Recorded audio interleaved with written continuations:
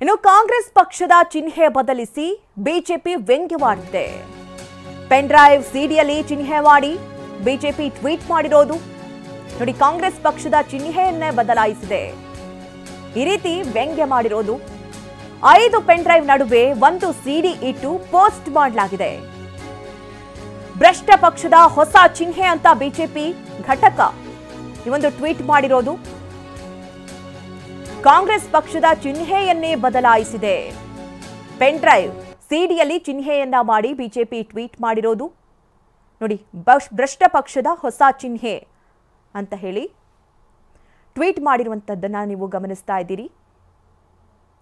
Pen drive ಮತ್ತೆ ಸಿಡಿಯಲ್ಲಿ ಚಿಹ್ನೆ ಮಾಡಿ ಬಿಜೆಪಿ ಟ್ವೀಟ್ ಮಾಡಿರೋದು. 5 ಪೆನ್ ಡ್ರೈವ್ ನಡುವೆ 1 ಸಿಡಿ ಇಟ್ಟು ಪೋಸ್ಟ್ ಮಾಡಿರೋದು ನೋಡಿ.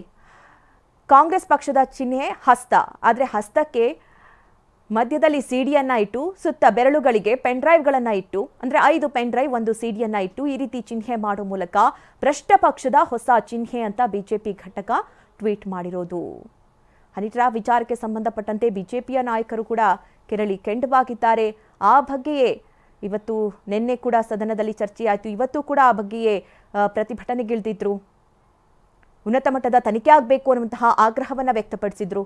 ಯಾವಾಗ ಸಿಎಂ ಅದಕ್ಕೆ ಕ್ಯಾರೆ ಮಾಡದೆ ಲಿಖಿತ ಉತ್ತರ ನೀಡೋದಕ್ಕೆ ಮುಂದಾದ್ರು, ಇನ್ನೂ ರೊಚ್ಚಿಗೆದ್ದಂತಹ ಬಿಜೆಪಿಯ ನಾಯಕರು ಇನ್ನಷ್ಟು ಘೋಷಣೆಗಳನ್ನು ಕೂಗಿ ಸರ್ಕಾರದ ವಿರುದ್ಧ ಕೆರಳಿ ಕೆಂಡವಾದ್ರು.